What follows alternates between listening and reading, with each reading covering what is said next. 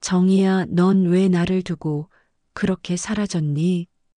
김정숙은 오늘도 똑같은 말을 혼잣말로 중얼거리며 창가에 앉아 있었습니다. 서울 외곽 아파트 14층. 혼자 사는 이 공간은 깨끗하게 정리되어 있지만 어딘지 모르게 쓸쓸함이 배어 있었죠.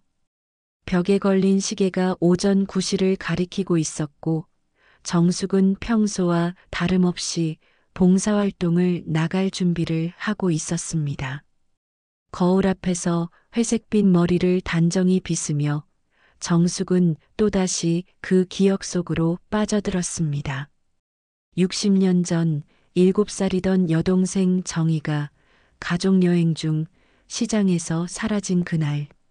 엄마는 울며 불며 시장 골목골목을 찾아다녔고 아빠는 며칠 밤을 새워가며 경찰서를 드나들었습니다. 하지만 정희는 영영 돌아오지 않았죠. 언니, 나 배고파. 언니, 저기 예쁜 구슬 좀 봐. 언니, 내 손 꼭 잡아줘. 정희의 맑은 목소리가 아직도 귓가에 생생했습니다. 그때 정숙은 고작 12살이었는데 동생의 손을 놓친 것이 평생의 죄책감으로 남아 있었죠. 부모님은 몇 년 뒤 정희가 사망한 것으로 처리했다고 말씀하셨지만 정숙의 마음 한구석에는 늘 의문이 남아 있었습니다. 봉사활동을 나가는 길에 정숙은 버스 안에서 주변 풍경을 멍하니 바라봤습니다.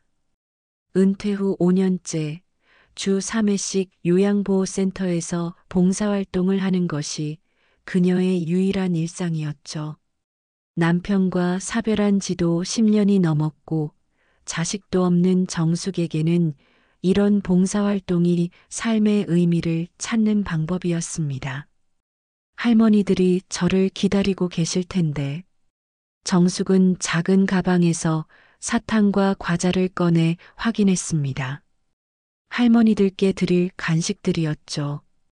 요양보호센터의 할머니들은 정숙을 볼 때마다 반가워하셨고 그런 모습이 정숙에게는 큰 위안이 되었습니다. 특히 치매로 가족도 알아보지 못하시는 분들이 유독 정숙에게만은 환한 미소를 보여주실 때가 있었거든요. 센터에 도착한 정숙은 평소처럼 할머니들과 함께 시간을 보냈습니다. 손을 잡아드리고 옛날 이야기를 들어드리고 때로는 함께 눈물을 흘리기도 했죠. 오늘따라 김복순 할머니가 계속 정숙의 손을 붙잡으며 말씀하셨습니다. 딸아, 우리 막내딸이 어디 갔는지 아니? 7살인데 시장에서 놓쳤거든. 정숙의 가슴이 철렁했습니다. 복순 할머니의 말이 자신의 상황과 너무나 비슷했거든요. 치매 때문에 과거와 현재가 뒤섞인 것이겠지만 그 절절한 모정만큼은 진짜였습니다. 할머니, 분명히 찾으실 거예요. 딸은 어디선가 할머니를 기다리고 있을 거예요. 정숙은 복순 할머니의 손을 꼭 잡으며 위로의 말을 건넸습니다. 하지만 그 말이 정작 자신에게 하는 말 같아서 목소리가 떨렸죠. 정희는 정말 어디에 있을까요? 살아있기는 한 걸까요? 센터에서의 봉사를 마치고 휴게실에서 잠시 쉬던 정숙은 텔레비전에서 나오는 지역 뉴스를 무심코 보고 있었습니다. 평범한 사회 소식들이 이어지다가 갑자기 한 여성의 얼굴이 화면에 나타났습니다. 전북 군산시의 한 요양보호센터에서 20년째 근무하고 계신 김희정 씨를 만나보겠습니다. 정숙의 숨이 멎는 듯 했습니다. 화면 속 여성의 눈빛, 코의 모양, 말하는 표정이 어릴 적 정희와 너무나 닮아 있었거든요. 나이는 60세 정도로 보였는데 만약 정희가 살아있다면 지금쯤 그 나이가 맞았습니다. 아니야, 설마 하지만 정숙은 손으로 입을 막으며 화면을 뚫어져라 바라봤습니다. 김희정이라는 그 여성이 환자를 돌보는 모습, 따뜻한 미소를 짓는 모습이 계속 반복되어 나왔죠. 그리고 인터뷰 중에 손으로 머리를 쓸어넘기는 작은 습관까지도 어릴 적 정의와 똑같았습니다. 정의가 맞나? 정숙의 눈에서 눈물이 주르르 흘러내렸습니다. 60년 동안 가슴 깊이 묻어두었던 그리움이 한순간에 솟구쳐 올랐죠. 혹시나 하는 마음이 확신으로 바뀌어가고 있었습니다. 뉴스가 끝나고 정숙은 전북 군산이라는 지명을 계속 되뇌었습니다. 그곳으로 가야 했습니다. 직접 확인해 봐야 했죠. 설령 다른 사람이라 하더라도 이 마음을 그대로 두고 살 수는 없었거든요. 집으로 돌아온 정숙은 밤늦도록 잠을 이루지 못했습니다. 창밖을 바라보며 혼자 중얼거렸죠. 정희야, 정말 너인 거니? 언니가 이제라도 널 찾아갈게. 다음 날 아침 정숙은 평소보다 일찍 잠에서 깨어났습니다. 밤새 뒤척이며 잠을 설쳤지만 마음은 오히려 또렷했죠.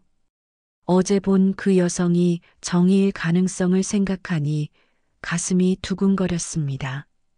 일단 정보부터 알아봐야겠어. 정숙은 컴퓨터 앞에 앉아 서툰 손놀림으로 인터넷을 검색하기 시작했습니다. 전북 군산 요양보호센터 김희정. 몇 번의 시행착오 끝에 군산 사랑 요양보호센터라는 곳을 찾을 수 있었죠. 센터 홈페이지에는 직원 소개란에 김희정의 사진과 간단한 프로필이 올라와 있었습니다. 김희정, 60세, 20년 경력의 요양보호사, 환자분들을 친어머니처럼 돌본다는 평가를 받고 있습니다. 사진을 확대해서 자세히 들여다보니 어제 텔레비전에서 본 것보다 더욱 확실해졌습니다. 눈썹 모양, 입술선, 심지어 웃을 때 살짝 올라가는 입꼬리까지 모든 것이 어릴 적 정의와 닮아 있었거든요. 정숙의 손이 떨렸습니다. 60년 만에 찾은 실마리일 수도 있었으니까요. 하지만 한편으로는 두려웠습니다. 만약 다른 사람이라면? 너무 큰 기대를 했다가 실망하게 되면 어떻게 될까요? 그래도 가봐야 해. 이대로 있으면 평생 후회할 거야. 정숙은 마음을 굳혔습니다. 바로 그날 오후 군산행 버스표를 끊었죠. 서울에서 군산까지는 3시간 정도 걸린다고 했습니다. 가방에는 옛날 가족 사진 몇 장과 어릴 적 정희와 찍은 사진을 챙겨 넣었습니다. 버스 안에서 정숙은 계속 그 시절을 떠올렸습니다. 정희는 언제나 정숙의 뒤를 따라다니는 꼬마였죠. 오빠 태식이 미국으로 유학을 떠난 뒤로는 더욱 언니에게 의존했습니다. 언니, 나중에 우리 같이 살자. 언니랑 헤어지기 싫어. 언니는 어디 안 가지? 그런 정희의 말들이 지금 와서 더욱 절절하게 느껴졌습니다. 정작 언니인 자신이 정희를 지켜주지 못했는데 말이죠. 군산에 도착한 것은 오후 4시경이었습니다. 낯선 도시의 거리를 걸으며 택시를 잡은 정숙은 사랑 요양보호센터 주소를 기사에게 알려주었습니다. 거기 가시면 뭐 하시는 거예요? 혹시 어르신 모시러 가시는 건가요? 아니에요. 그냥 아는 분이 거기서 일하신다고 해서요. 정숙은 애매하게 대답했습니다. 아직 확실하지 않은 상황에서 자세한 설명을 하기는 어려웠거든요. 센터에 도착했을 때는 오후 5시가 다 되어가고 있었습니다. 퇴근 시간이 가까워서 직원들이 하나둘씩 나오고 있었죠. 정숙은 건물 앞 벤치에 앉아 김희정이 나올 때까지 기다리기로 했습니다. 30분쯤 지났을까요? 익숙한 얼굴이 센터 현관에서 나오는 것을 보았습니다. 바로 김희정이었죠. 실제로 보니 텔레비전에서 본 것보다 더욱 정의를 닮아 있었습니다. 정숙은 심장이 쿵쾅거리는 것을 느끼며 천천히 일어났습니다. 그리고 조심스럽게 김희정에게 다가갔죠. 저기 실례합니다. 김희정이 고개를 돌렸습니다. 가까이서 본 얼굴은 정말 놀라울 정도로 정의와 닮아 있었어요. 특히 눈빛이 그랬습니다. 따뜻하고 순한 눈빛 말이죠. 네, 뭐 도와드릴까요? 혹시 김희정 씨 맞으시죠? 어제 텔레비전에서 봤는데요. 아, 네. 맞습니다. 그런데 누구세요? 김희정은 정중하지만 당황스러워하는 표정을 지었습니다. 갑자기 나타난 낯선 노인이 자신을 찾아온 것이 의아했을 거예요. 저는 서울에서 온 김정숙이라고 합니다. 갑자기 찾아와서 죄송해요. 그런데 혹시 정숙은 말을 잇지 못했습니다. 어떻게 설명해야 할지 막막했거든요. 당신이 제 잃어버린 여동생인 것 같다고 말하기에는 너무 황당무계한 이야기였으니까요. 혹시 편찮으세요? 안색이 좋지 않으신데. 김희정이 걱정스러운 표정으로 정숙의 팔을 부축했습니다. 그 순간 정숙은 김희정의 손등을 보고 깜짝 놀랐습니다. 작은 흉터가 하나 있었거든요. 바로 그 자리에 정희도 어릴 때 자전거에서 넘어져 생긴 흉터가 있었습니다. 저기요. 그 흉터. 정숙의 목소리가 떨렸습니다. 김희정은 자신의 손등을 내려다보며 말했죠. 아, 이거요? 어릴 때 다친 건데 어떻게 생긴 건지는 기억이 안 나요. 왜 그러세요? 정말 기억이 안 나세요? 네. 사실 저는 어릴 때 기억이 별로 없어요. 고아원에서 자랐거든요. 고아원이라는 말에 정숙의 눈에서 눈물이 핑 돌았습니다. 정희가 시장에서 실종된 후 어딘가에 고아원에서 자랐다면?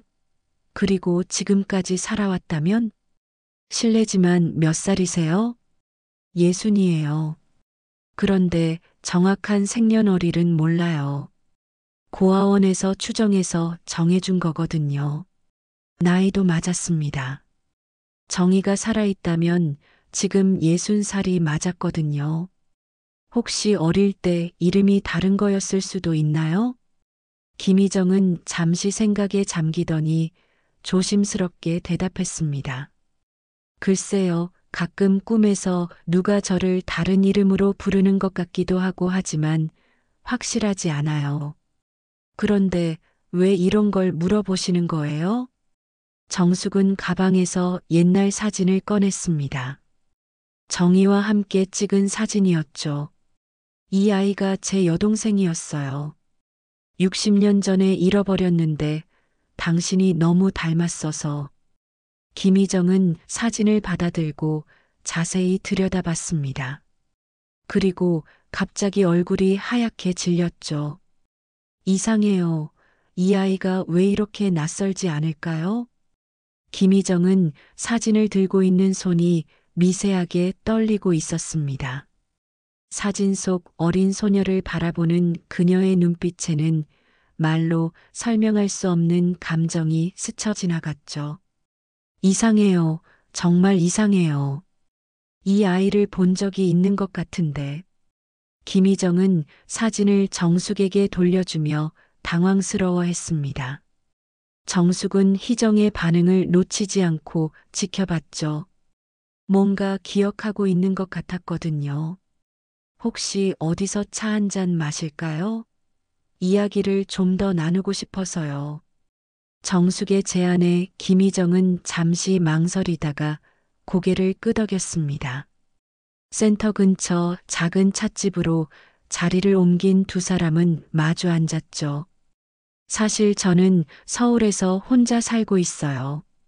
남편도 돌아가시고 자식도 없어서 유일한 혈육이었던 여동생을 60년째 찾고 있었거든요. 정숙은 조심스럽게 자신의 이야기를 꺼냈습니다.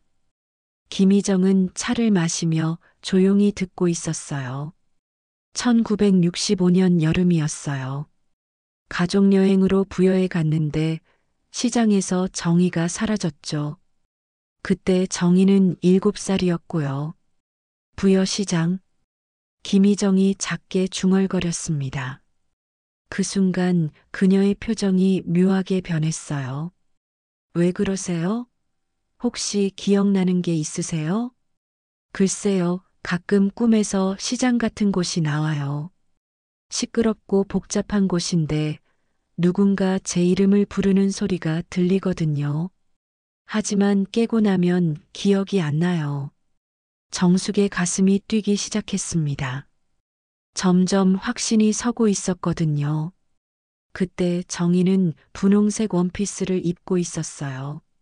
머리에는 노란 리본을 달고요.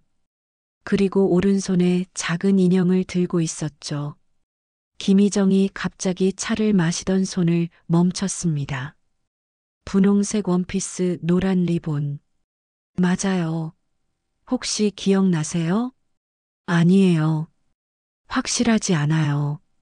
그런데 왜 자꾸 머릿속에 그런 이미지가 떠오르는 걸까요? 김희정은 머리를 감싸쥐며 괴로워했습니다. 어떤 기억이 떠오르려고 하는데 명확하지 않은 것 같았어요. 천천히 생각해 보세요. 억지로 기억하려고 하지 마시고요. 정숙은 김희정을 다독이며 더 많은 이야기를 꺼냈습니다. 정희는 참 착한 아이였어요. 언제나 제 뒤를 따라다니면서 언니, 언니하고 불렀죠. 그리고 단 것을 좋아해서 엄마가 사탕을 주시면 꼭 저랑 나눠 먹었어요. 사탕을. 김희정의 눈에서 눈물이 맺혔습니다. 왜 그러세요? 괜찮으세요? 모르겠어요. 갑자기 마음이 아파요. 사탕 이야기를 들으니까 누군가랑 사탕을 나눠 먹었던 기억이 어렴풋이 떠오르는 것 같아서요. 정숙은 가슴이 벅차올랐습니다. 이제 거의 확신에 가까웠어요. 하지만 성급하게 굴면 안 된다는 생각도 들었죠. 고아원에서는 언제부터 살으셨어요?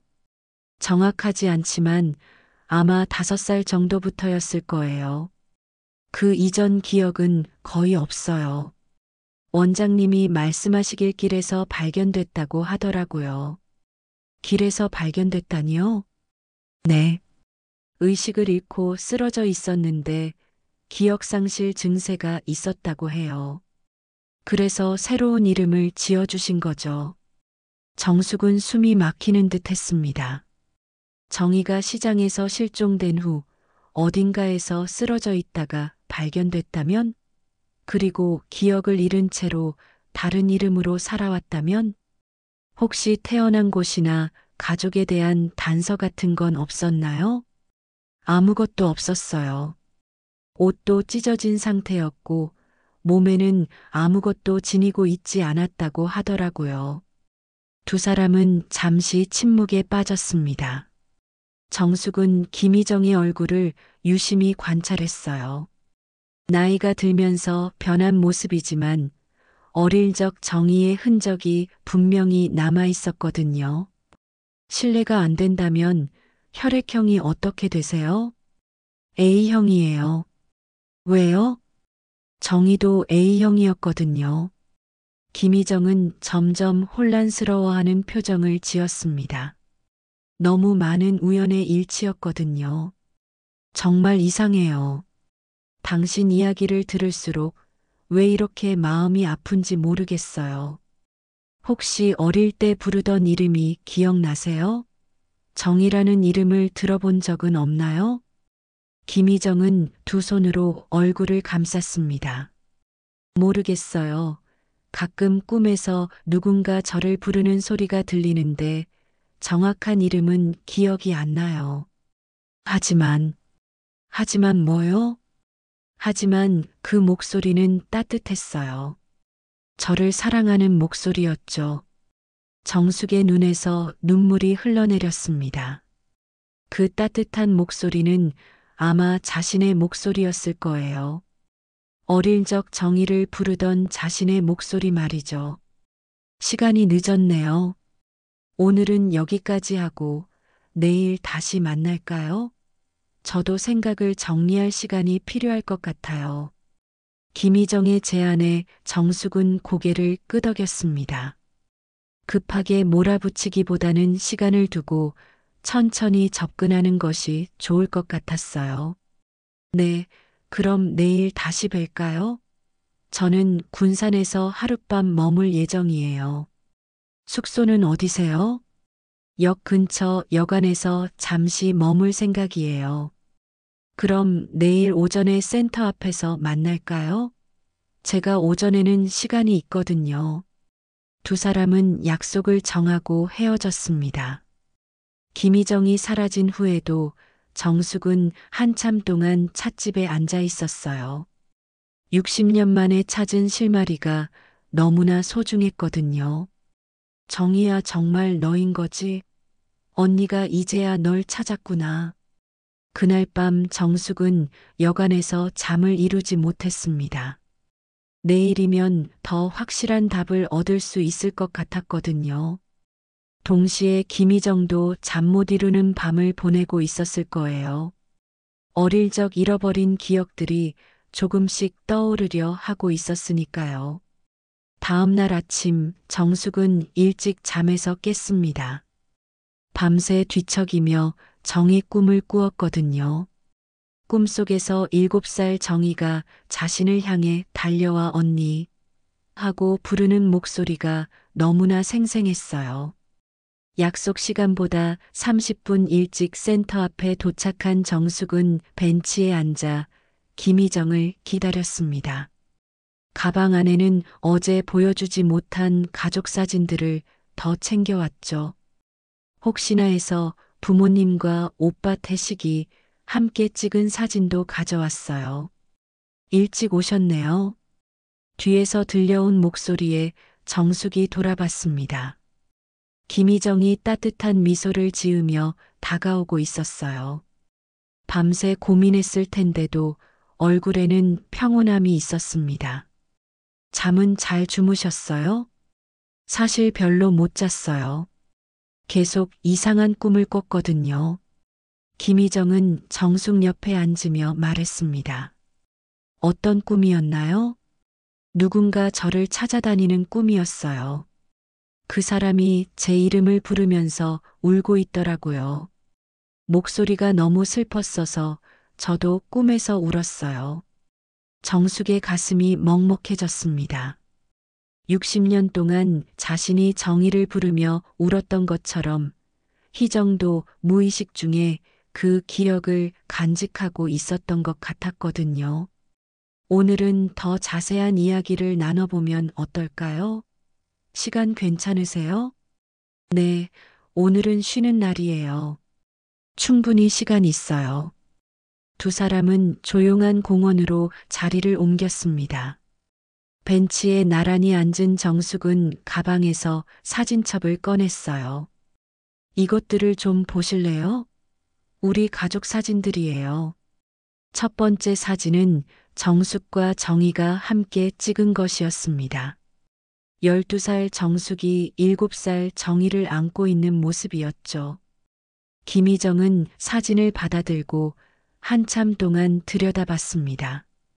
갑자기 그녀의 손이 떨리기 시작했어요.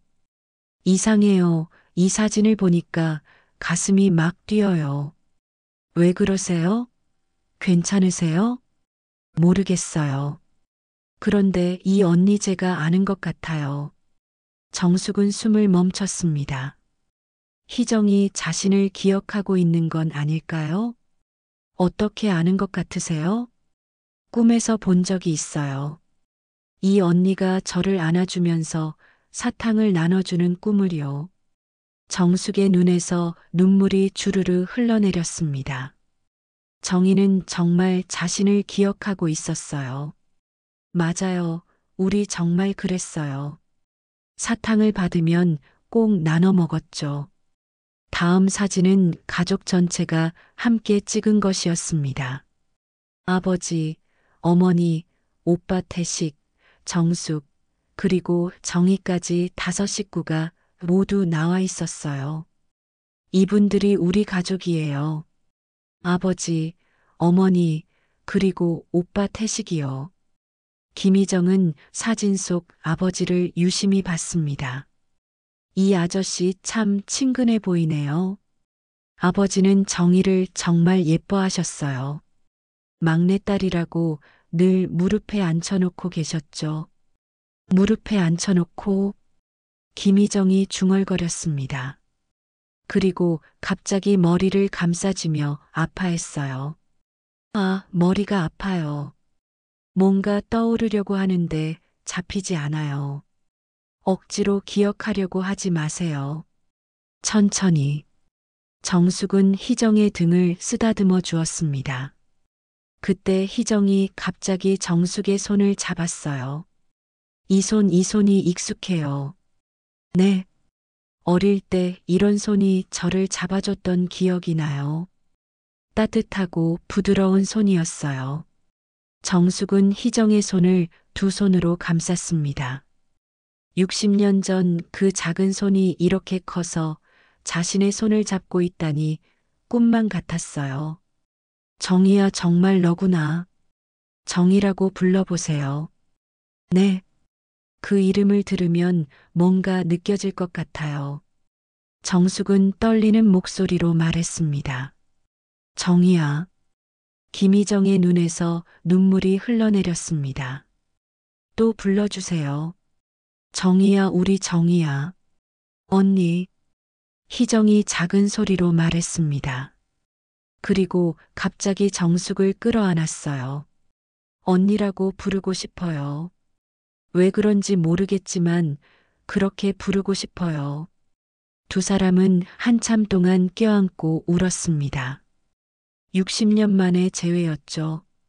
하지만 희정은 여전히 완전히 기억하지는 못했습니다. 언니, 저는 아직도 확실하지 않아요. 기억이 조각조각 나서요. 괜찮아요. 천천히 기억해도 돼요. 정숙은 더 많은 이야기를 들려주었습니다. 정희가 좋아했던 동요, 함께 놀았던 게임, 정희만의 특별한 습관들을 하나씩 말해주었어요. 정희는 잠들기 전에 항상 언니 손 하면서 제 손을 잡고 잤어요. 언니 손. 희정이 중얼거렸습니다. 그리고 무서운 꿈을 꾸면 제 침대로 와서 언니 무서워하고 말했죠. 무서워. 희정의 기억이 조금씩 되살아나는 것 같았어요. 정희는 또 인형을 좋아해서 늘 작은 토끼 인형을 들고 다녔어요. 이름이 깡총이었죠. 깡총이. 희정이 갑자기 소리쳤습니다. 기억나요? 깡총이. 토끼 인형 깡총이. 맞아요. 정말 기억나요? 네. 갑자기 생각났어요.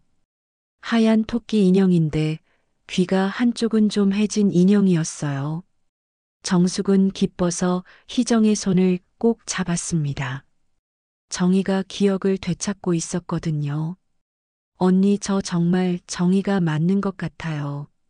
그런데 왜 기억이 이렇게 없는 걸까요? 괜찮아요. 중요한 건 우리가 다시 만났다는 거예요. 하지만 정숙의 마음 한편에는 의문이 남아 있었습니다. 정희는 왜 시장에서 사라졌고 어떻게 고아원에 가게 된 걸까요? 그리고 왜 기억을 잃었을까요? 혹시 센터에 오래 계신 직원분이 있나요? 당신에 대해 더 자세히 아시는 분 말이에요. 윤 사무장님이 계세요. 제가 센터에 온 지 20년 됐는데 그때부터 계셨거든요. 그분께 한번 여쭤봐도 될까요? 그러면 좋겠어요. 저도 제 과거에 대해 더 알고 싶어요. 오후 2시 정숙과 희정은 함께 센터로 향했습니다. 윤 사무장을 만나기 위해서였죠. 희정은 걸으면서도 계속 정숙의 팔을 꼭 잡고 있었어요. 마치 다시 놓칠까봐 두려워하는 것처럼 말이에요. 사무장님, 저희 좀 뵐 수 있을까요? 희정이 사무실 문을 두드렸습니다. 50대 중반으로 보이는 윤 사무장이 문을 열었어요. 희정 씨, 무슨 일이에요? 오늘 쉬는 날 아니었나요? 네, 그런데 중요한 일이 있어서요. 이분은 서울에서 오신 김정숙 씨예요. 윤 사무장은 정숙을 바라보며 고개를 끄덕였습니다. 안녕하세요. 들어오세요. 사무실에 앉은 정숙은 조심스럽게 말문을 열었습니다. 사무장님, 혹시 희정 씨가 처음 여기 오셨을 때 상황을 기억하시나요? 물론이죠. 20년 전이니까 제가 여기 온 지 얼마 안 됐을 때였어요. 그런데 왜 갑자기 그런 걸 물어보시는 거예요? 희정이 사무장에게 간단히 상황을 설명했습니다. 자신이 잃어버린 가족을 찾았을 수도 있다는 이야기를요. 윤 사무장은 놀란 표정을 지었습니다. 정말요? 희정 씨가 가족을 찾으셨다고요? 아직 확실하지는 않아요. 하지만 여러 정황상 그럴 가능성이 높아서요. 정숙이 대답했습니다. 그렇다면 제가 아는 걸 말씀드릴게요. 희정 씨는 40대 초반에 여기 오셨어요. 그때 상황이 참 안타까웠죠. 윤 사무장이 기억을 떠올리며 말했습니다. 어떤 상황이었나요? 희정 씨는 신분증도 없었고 자신의 이름도 정확히 모르고 계셨어요. 어떤 분이 길에서 쓰러진 희정 씨를 발견해서 병원에 데려다 주셨는데 기억상실 증세가 있더라고요. 정숙의 가슴이 아팠습니다. 정희가 그렇게 힘든 시간을 보냈다니요. 그래서 어떻게 하셨어요? 당시 희정 씨를 도와주신 분이 계셨어요. 정말 좋은 분이셨죠? 그분이 희정 씨를 여기까지 데려다 주시고 일자리까지 주선해 주셨거든요. 그분이 누구세요? 박정자 할머님이라고 하셨어요. 지금은 돌아가셨지만요. 희정이 갑자기 울음을 터뜨렸습니다. 정자 할머니 저를 구해주신 분이에요. 그분이 아니었으면 저는 어떻게 됐을지 몰라요. 정숙은 희정의 등을 쓰다듬어 주었습니다. 정희를 도와준 그 할머니에게 고마운 마음이 들었어요. 할머님이 더 자세한 이야기를 해주신 적 있나요? 네, 있어요. 할머님 말씀으로는 희정 씨를 군산 외곽도로에서 발견하셨다고 하더라고요. 의식을 잃고 쓰러져 있었는데 옷도 많이 찢어지고 다친 상태였다고 했어요. 그럼 어디서 온 건지는 아무도 모르는 거네요? 그렇죠. 경찰에 신고도 했지만 찾아가는 가족이 없었어요. 그래서 할머님이 직접 돌봐주신 거죠. 윤 사무장은 파일 캐비닛에서 오래된 서류를 꺼냈습니다. 이게 그때 기록이에요. 혹시 도움이 될까요? 정숙은 서류를 받아 자세히 살펴봤습니다. 거기에는 김희정이라는 이름으로 등록된 기록이 있었어요. 하지만 본명이나 출생지는 모두 미상으로 되어 있었죠. 이 이름은 누가 지어준 건가요? 박정자 할머님이 지어주셨어요. 희정 씨가 희정이라는 소리를 중얼거리셨다고 해서요. 희정이 놀란 표정을 지었습니다. 제가 희정이라고 말했다고요? 네, 의식이 돌아왔을 때 계속 희정이라고 중얼거리셨다고 하더라고요. 그래서 할머님이 그걸 이름으로 정해주신 거예요. 정숙은 무릎을 쳤습니다. 정희가 자신의 이름을 기억했던 거였어요. 정희, 희정, 정희에서 희정으로 바뀐 거네요. 그럴 수도 있겠네요. 희정도 점점 확신을 갖기 시작했습니다.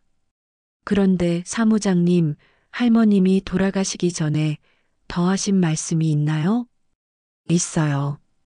할머님이 돌아가시기 직전에 저에게 이상한 말씀을 하셨거든요. 어떤 말씀이요? 희정 씨에게 언젠가 가족이 찾아올 거라고 하셨어요. 그러니까 희정 씨를 잘 돌봐달라고 부탁하셨죠. 정숙의 눈에서 눈물이 났습니다. 박정자 할머니는 정말 천사 같은 분이었어요. 할머님 말씀이 맞았네요. 정말 가족이 찾아왔어요. 윤 사무장도 감동받은 표정을 지었습니다. 정말 신기해요. 20년 만에 가족을 찾으시다니요. 하지만 정숙의 마음 한편에는 여전히 의문이 남아 있었습니다. 정희는 어떻게 시장에서 군산까지 오게 된 걸까요? 그리고 왜 기억을 잃었을까요? 사무장님, 혹시 할머님이 희정 씨를 발견했을 때 다른 특이한 점은 없었나요? 글쎄요, 할머님이 이상하다고 하신 게 하나 있었어요. 뭐였나요? 희정 씨 옷에 버스표 조각이 있었다고 하시더라고요. 부여에서 출발한 버스표였는데 너무 낡아서 정확한 날짜는 알 수 없었다고 해요. 정숙이 깜짝 놀랐습니다. 부여, 바로 정희가 실종된 곳이었거든요. 부여라고 하셨나요?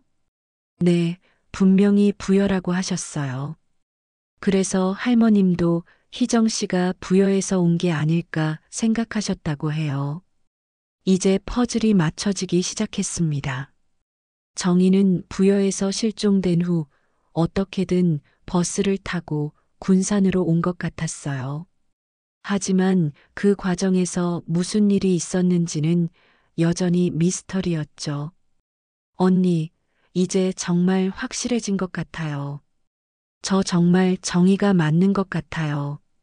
희정이 정숙의 손을 꼭 잡으며 말했습니다. 그런데 아직 한 가지 더 확인해 볼 일이 있어요. 정숙이 조심스럽게 말했습니다. 뭐요? DNA 검사요. 그래야 완전히 확신할 수 있을 것 같아요. 희정은 잠시 망설이다가 고개를 끄덕였습니다. 좋아요. 그렇게 해요. 저도 확실히 알고 싶어요. 하지만 정숙에게는 또 다른 고민이 있었습니다. 정의를 찾았다는 기쁨과 함께 60년 전 그날의 진실을 밝혀야 한다는 부담감이 있었거든요. 정의는 정말 실종된 걸까요? 아니면 다른 이유가 있었을까요? 그날 저녁 정숙은 서울에 있는 오빠 태식에게 전화를 걸었습니다. 정의를 찾았다는 소식을 알려야 했거든요. 하지만 오빠의 반응은 예상과 달랐습니다. 오빠빠 정의를 찾았어요. 전화 너머로 긴 침묵이 흘렀습니다. 오빠, 들으셨어요? 정의는 죽었다고 했잖아. 그 이야기를 왜 또 꺼내는 거야? 오빠의 목소리에는 왠지 불편함이 섞여 있었습니다. 오빠 태식의 차가운 반응 때문에 정숙은 밤새 잠을 이루지 못했습니다. 왜 오빠는 정의 이야기만 나오면 그렇게 거부감을 보이는 걸까요? 무언가 숨기고 있는 것 같았어요. 다음 날 아침 정숙은 일찍 일어나 오래된 짐들을 뒤져보기 시작했습니다. 어머니가 남기신 유품들 중에 혹시 단서가 있을지도 모르잖아요. 오래된 상자들을 하나씩 열어보니 어머니가 쓰시던 낡은 수첩이 나왔습니다. 이게 뭐지? 수첩을 펼쳐보니 어머니의 일기 같은 것들이 적혀 있었어요. 1965년 그 시기의 기록들을 찾아보던 정숙은 충격적인 내용을 발견했습니다. 1965년 8월 15일 정희를 보호소에 보냈다. 아이들을 다 키울 형편이 안 된다. 태식이 유학비도 마련해야 하고 정희가 나중에 이해해 주길 바란다. 정숙의 손이 떨렸습니다. 실종이 아니라 버린 거였다는 말인가요? 8월 20일 정희 소식이 없다. 보호소에 전화했더니 아이가 도망쳤다고 한다. 어디로 갔을까? 마음이 아프다. 8월 25일 경찰이 찾아왔다. 정희를 찾았다고 한다. 하지만 이미 늦었다. 사고로 죽었다고 우리는 시장에서 잃어버렸다고 말하기로 했다. 정숙은 수첩을 떨어뜨렸습니다. 온몸이 떨렸어요. 부모님이 거짓말을 했다는 건가요? 정희를 직접 버렸다는 건가요? 급하게 전화기를 들고 오빠에게 전화를 걸었습니다. 오빠, 어머니 수첩을 찾았어요. 정희 이야기가 다 나와 있어요. 뭐라고? 오빠의 목소리가 급하게 변했습니다. 오빠도 알고 있었죠? 정희를 보호소에 보낸 거 말이에요. 긴 침묵이 흘렀습니다. 정수가 그 이야기는 꺼내지 마. 왜요? 왜 숨기셨어요? 정희는 죽지 않았어요. 살아있다고요. 아니야. 정희는 죽었어. 그때 경찰이 확인해줬어. 그럼 지금 제가 만난 사람은 누구예요? DNA 검사 결과도 곧 나올 텐데요. 오빠가 깊은 한숨을 쉬었습니다. 정수가 그 일은 잊어. 우리 가족을 위해서. 가족을 위해서요? 정희도 우리 가족이었잖아요. 그때는 어쩔 수 없었어. 아버지 사업이 망하고 내 유학비도 필요했고 정희까지 키울 여력이 없었다고. 정숙은 분노와 절망이 뒤섞인 감정에 휩싸였습니다. 그래서 7살 아이를 버렸다는 거예요? 버린 게 아니야. 보호소에 맡긴 거야. 나중에 데리러 가려고 했는데. 그런데 정희가 도망쳤고 사고를 당했다고 생각하신 거죠? 그래. 그런데 지금 와서 그 이야기를 꺼내면 뭐가 달라져? 이미 다 끝난 일이야. 정숙은 울분을 참을 수 없었습니다. 오빠, 정희는 죽지 않았어요. 지금도 살아있어요. 60년 동안 혼자서 힘들게 살아왔지만 살아있어요. 전화가 끊어졌습니다. 정숙은 주저앉아 울었습니다. 60년 동안 품고 있던 죄책감이 사실은 부모님의 거짓말 때문이었다니요. 오후에 희정을 만나러 간 정숙은 진실을 말해야 할지 고민했습니다. 희정은 환하게 웃으며 정숙을 맞았어요. 언니, 어젯밤 꿈에서 더 많은 걸 기억했어요. 정말? 네. 언니가 저에게 동화책을 읽어주던 기억이 났어요. 그리고 함께 소꿉놀이 하던 것도요. 희정의 밝은 모습을 보니 진실을 말하기가 더욱 어려웠습니다. 하지만 언젠가는 알아야 할 일이었어요. 정희야, 앉아봐. 이야기할 게 있어. 희정은 정숙의 심각한 표정을 보고 긴장했습니다. 무슨 일이에요, 언니? 어머니 유품에서 일기를 찾았어. 그 안에 너에 대한 이야기가 있었는데. 정숙은 조심스럽게 진실을 이야기했습니다. 정희가 실종된 게 아니라 보호소에 맡겨졌다는 것, 그리고 그 과정에서 도망쳤다는 것을요. 희정의 얼굴이 점점 굳어졌습니다. 그러니까 저를 버린 거예요? 그런 게 아니야. 형편이 어려워서 임시로 맡긴 거였어. 나중에 데리러 가려고 했는데. 하지만 결과적으로는 버린 거잖아요. 희정의 목소리에 상처받은 감정이 배어 있었습니다. 정희야, 미안해. 정말 미안해. 언니 잘못이 아니에요. 언니도 어렸잖아요. 희정은 담담하게 말했습니다. 하지만 그 담담함 속에 깊은 슬픔이 숨어 있었다.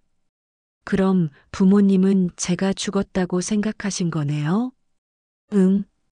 경찰이 그렇게 알려줬대. 하지만 저는 죽지 않았어요. 보호소에서 도망쳐서 여기까지 온 거죠. 희정이 혼자 중얼거렸습니다. 7살짜리가 어떻게 부여해서 군산까지 왔을까요? 기억나는 게 있어? 조금씩요. 무서웠던 기억이 나요. 낯선 곳에서 울고 있었는데 어떤 아저씨가 버스에 태워줬어요. 어떤 아저씨? 잘 모르겠어요. 친절한 분이었는데 그 이후 기억이 없어요. 정숙은 희정의 손을 꼭 잡았습니다. 정희야, 정말 미안해. 우리 가족이 너한테 너무 미안한 일을 했어. 언니 괜찮아요. 이제라도 찾았으니까요. 희정은 울면서도 웃었습니다. 하지만 서운한 마음도 있어요. 왜 찾아주지 않았을까 싶어서요. 모두가 내가 죽었다고 생각했어. 살아있는 줄 알았다면 당연히 찾았을 거야. 정말요? 물론이지. 나는 60년 동안 너를 잊은 적이 없어. 두 사람은 한참 동안 울었습니다. 슬픔과 기쁨이 뒤섞인 복잡한 감정이었어요. 언니, DNA 검사 결과 언제 나와요? 내일 나온대. 빨리 확실해졌으면 좋겠어요. 그래야 마음이 편할 것 같아요. 그날 밤 정숙은 다시 오빠에게 전화를 걸었습니다. 오빠, 정희를 만나러 오실 생각 없으세요? 정수가 그만해. 그 사람이 정희가 아닐 수도 있어. DNA 검사 결과가 나오면 확실해질 거예요. 설령 정희라고 해도 난 만나지 않을 거야. 그 일은 이미 끝났어. 오빠의 완고한 태도에 정숙은 실망했습니다. 하지만 포기하지 않기로 했어요. 정희와 가족이 다시 만날 수 있도록 노력할 것이었기 때문이에요. 다음 날 오전 정숙은 일찍부터 병원 앞에서 기다리고 있었습니다. 오늘 DNA 검사 결과가 나오는 날이었거든요. 손에는 떨림이 있었지만 마음은 이미 확신에 가까웠어요. 언니, 저 왔어요. 뒤에서 들려온 목소리에 정숙이 돌아봤습니다. 희정이 조금 일찍 나와 있었어요. 희정의 얼굴에도 긴장감이 역력했습니다. 잠은 잘 잤어? 아니요. 계속 뒤척였어요. 오늘이면 확실해지잖아요.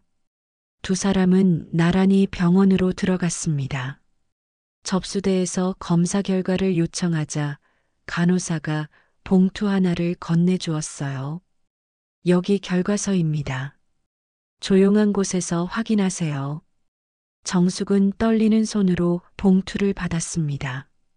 희정과 함께 병원 옆 작은 공원으로 이동했죠. 벤치에 앉은 정숙은 한참 동안 봉투를 뜯지 못했습니다. 언니 열어봐요. 희정이 조심스럽게 말했습니다. 정숙은 깊은 숨을 쉬고 봉투를 뜯었습니다. 서류를 펼쳐보니 검사 결과가 적혀 있었어요. 김정숙과 김희정의 친자관계 확률 99.99%. 두 분은 친자매 관계입니다. 정숙의 눈에서 눈물이 주르르 흘러내렸습니다. 정희야, 정말 너구나. 정말로 내 동생이구나. 정희도 울음을 터뜨렸습니다. 언니, 저 정말 정희 맞아요? 그래, 맞아. 이제 확실해졌어. 두 사람은 서로를 꼭 껴안고 울었습니다. 60년 만에 진짜 재회였어요. 언니, 그런데 이상해요. 왜 제 기억은 아직도 완전하지 않을까요? 한참 울고 난 후 정희가 물었습니다. 괜찮아. 기억은 천천히 돌아올 거야. 중요한 건 우리가 다시 만났다는 거잖아. 정숙은 정희의 손을 꼭 잡으며 말했습니다. 언니, 이제 뭘 하죠? 서울로 같이 가요? 그건 내가 결정해. 나는 내가 편한 대로 하면 돼. 정희는 잠시 생각에 잠겼습니다. 저는 여기 생활이 있어요. 센터 할머니들도 있고 갑자기 떠나기는 어려울 것 같아요. 그럼 내가 여기 와서 살까? 정말요? 그래. 서울에는 나 혼자 사는 집밖에 없어. 오히려 여기서 너와 함께 사는 게 나을 것 같아. 희정의 얼굴이 환해졌습니다. 그럼 우리 같이 살 수 있어요? 당연하지. 60년 늦었지만 이제부터라도 진짜 자매로 살자.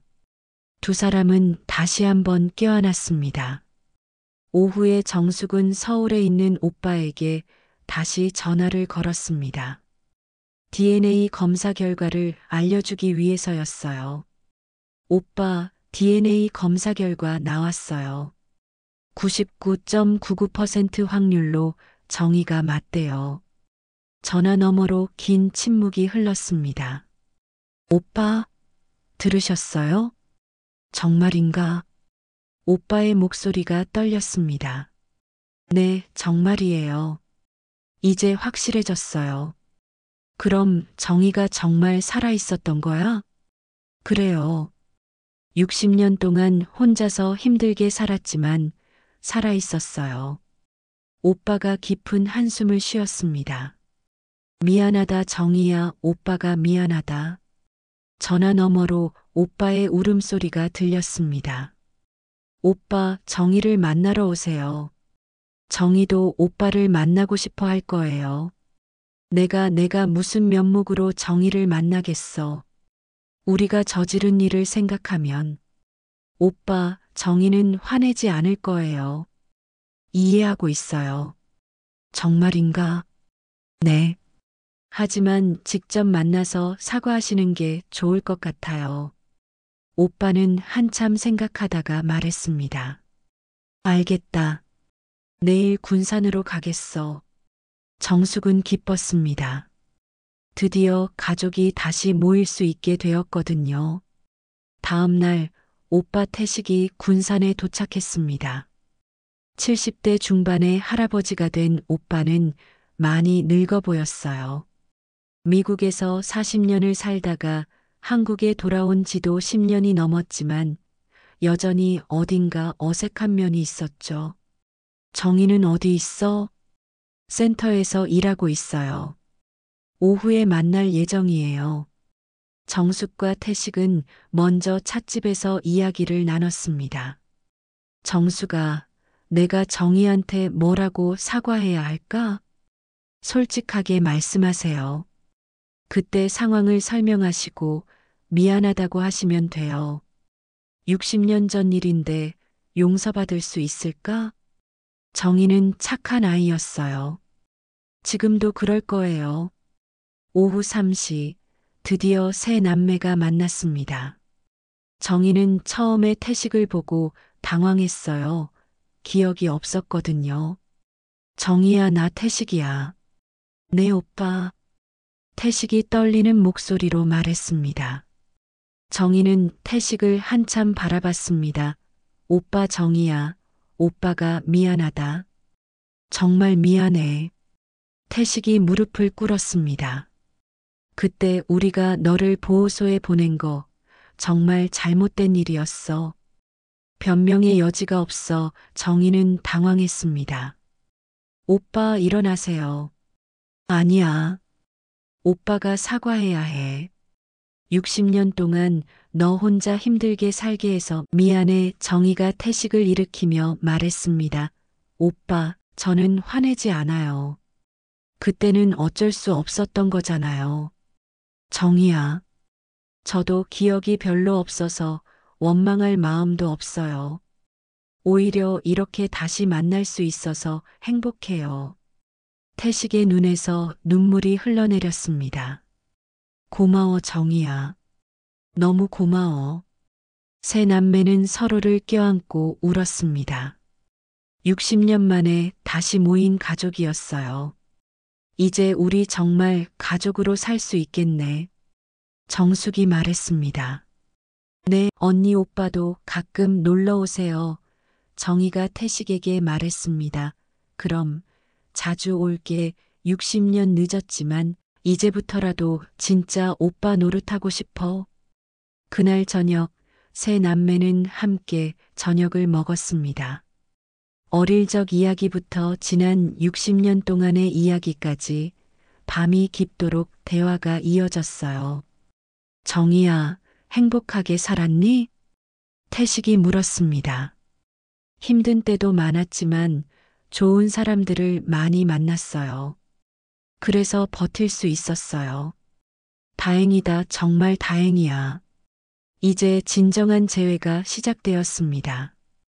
6개월 후 정숙은 서울의 집을 정리하고 군산으로 완전히 이사를 왔습니다. 정희가 살던 작은 집 근처에 있는 주택을 얻어서 함께 살기 시작했어요. 60년 만에 찾은 여동생과의 새로운 시작이었죠. 언니, 오늘 센터에서 할머니들이 언니 보고 싶다고 하시던데요. 정희가 아침 식사를 준비하며 말했습니다. 정숙도 이제 센터에서 봉사활동을 하고 있었거든요. 그래. 김복순 할머니도? 네, 특히 복순 할머니가 언니를 많이 찾으세요. 언니한테만 마음을 여시는 것 같아요. 정숙은 미소를 지었습니다. 복순 할머니는 치매가 있으셨지만 정숙에게만은 유독 친근감을 보이셨어요. 마치 잃어버린 딸을 본 것처럼 말이죠. 우리 정희도 할머니들이 좋아하시지? 당연하죠. 20년 동안 돌봤는데요. 두 자매는 함께 센터로 향했습니다. 요즘 정숙과 정희는 늘 함께 다녔어요. 60년 동안 떨어져 있었던 시간을 보상받으려는 듯이 말이죠. 센터에 도착하자 할머니들이 반갑게 맞아주셨습니다. 정숙이 왔구나. 우리 딸 같은 정숙이. 복순 할머니가 환하게 웃으며 정숙의 손을 잡았습니다. 할머니, 오늘 기분이 좋으시네요. 그럼 우리 딸들이 와서 좋지. 복순 할머니는 정숙과 정희를 번갈아 보며 말씀하셨어요. 할머니, 저희는 자매예요. 정희가 설명했습니다. 그래, 나도 알아. 둘이 꼭 닮았어. 어릴 때 헤어졌다가 다시 만났다고 했지? 복순 할머니의 말에 정숙은 깜짝 놀랐습니다. 치매가 있으신 분이 어떻게 그런 걸 기억하고 계실까요? 할머니, 정말 기억하세요? 물론이지. 나도 딸을 잃어봤거든. 그 마음 안다고. 복순 할머니의 눈에 눈물이 맺혔습니다. 할머니, 다행이야. 너희는 다시 만났으니까. 우리는 끝내 못 만났지만 정숙은 복순 할머니를 꼭 안아드렸습니다. 같은 아픔을 겪었던 분이었구나 싶었어요. 오후에 정숙과 정희는 집에서 저녁 준비를 하고 있었습니다. 오늘은 오빠 태식이 놀러 오는 날이었거든요. 요즘 태식은 한 달에 한 번씩 군산에 와서 자매들과 시간을 보냈어요. 언니, 오빠가 올 때마다 우는 것 같아요. 그래. 아직도 미안해 하시는 것 같아. 저는 정말 괜찮다고 했는데. 오빠도 60년 동안 죄책감에 시달렸을 거야. 이해해드려. 저녁 6시 태식이 도착했습니다. 손에는 정희가 좋아할 만한 선물을 들고 왔어요. 정희야, 이거 내가 좋아할 것 같아서 사왔어. 작은 토끼 인형이었습니다. 어릴 적 정희가 좋아했던 깡총이를 기억하고 사온 거였어요. 오빠 고마워요. 정말 예뻐요. 정희가 인형을 받으며 웃었습니다. 어릴 때 깡총이 생각나니? 조금씩 기억나요. 하얀 토끼였죠? 맞아. 내가 정말 좋아했어. 세 남매는 저녁을 먹으며 옛날 이야기를 나눴습니다. 요즘은 슬픈 이야기보다는 즐거웠던 추억들을 더 많이 이야기했어요. 정희야, 너 정말 행복해 보인다. 태식이 말했습니다. 네, 정말 행복해요. 언니도 있고, 오빠도 있고, 나도 행복해. 우리가 다시 모일 줄은 꿈에도 몰랐어. 정숙도 고개를 끄덕였습니다. 맞아. 기적 같은 일이야. 식사 후 태식은 정숙에게 조심스럽게 제안했습니다. 정숙아, 우리 부모님 산소에 정이랑 같이 가보면 어떨까? 정숙은 잠시 생각했습니다. 부모님께 정이를 찾았다는 소식을 전해드리고 싶었어요. 정이야, 어떻게 생각해? 저도 가보고 싶어요. 부모님이 어떤 분들이셨는지 알고 싶어요.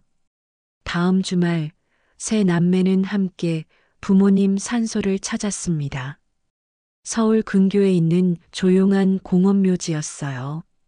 묘비 앞에 선 정희는 한참 동안 말이 없었습니다.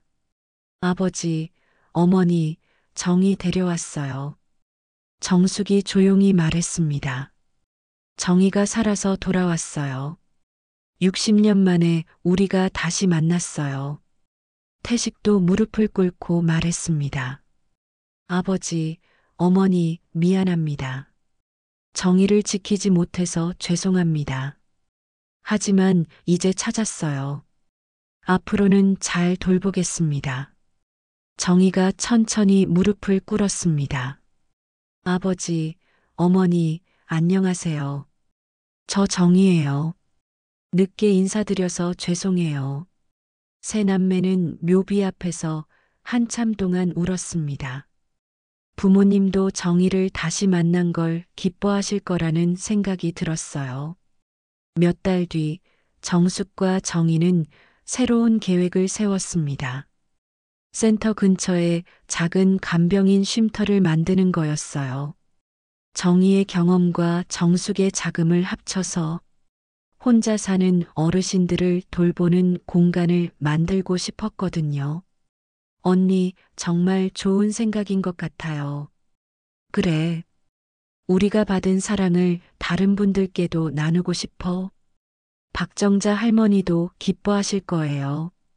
쉼터는 작지만 따뜻한 공간이었습니다. 혼자 계신 어르신들이 와서 식사도 하고 이야기도 나누고 때로는 하룻밤 머물기도 하는 곳이었어요.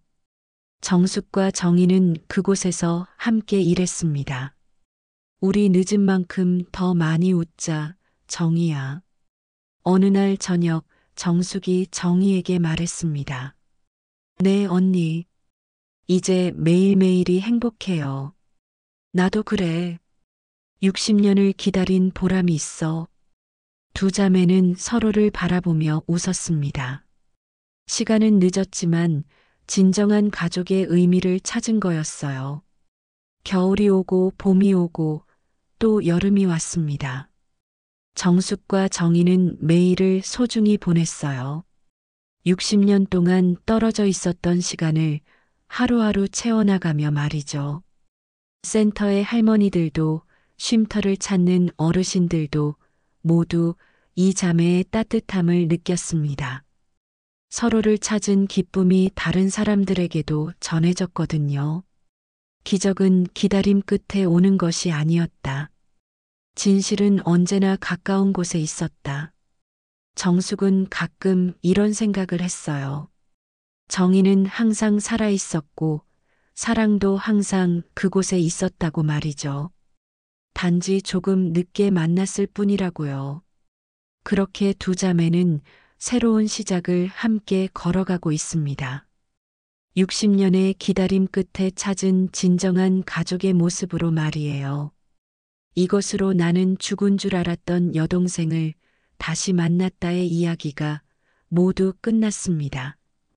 오늘 이야기가 여러분의 마음에 작은 위로가 되었기를 바랍니다.